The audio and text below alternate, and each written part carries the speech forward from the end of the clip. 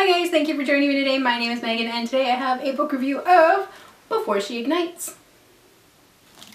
Now this was the Owl Crate pick for September and it's got an exclusive cover. Isn't that kind of cool? It's got gold lettering and a gold dragon tail rather than the silver.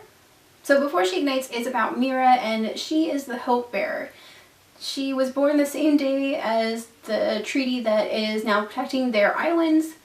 And she is basically used as a figurehead by her government to say what they need her to say, and she doesn't really realize that until much later in the book.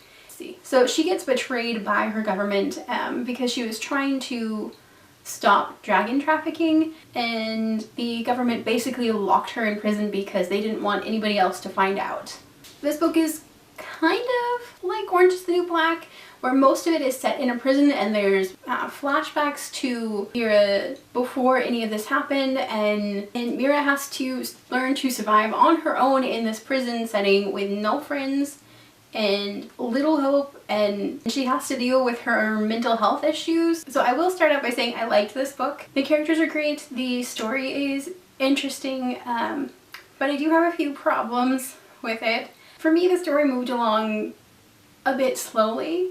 There were a few parts where things just kind of dragged on, at least for me they did, and I think those parts kind of revolved mostly around getting some of the pieces of setting set up, and when Mira's inner dialogue started to spiral down into a panic attack.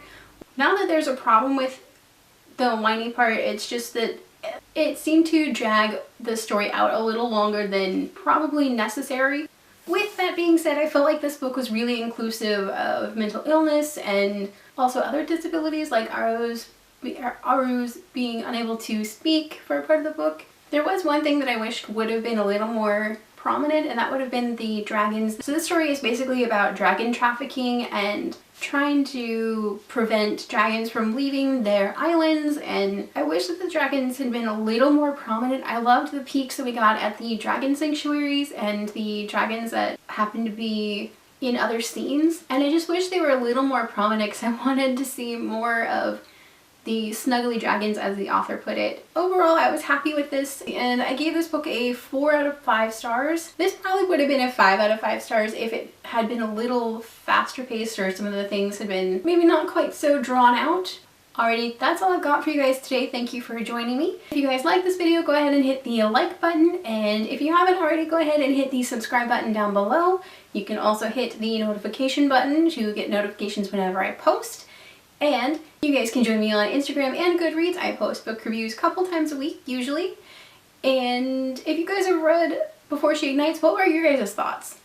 Alrighty, bye guys!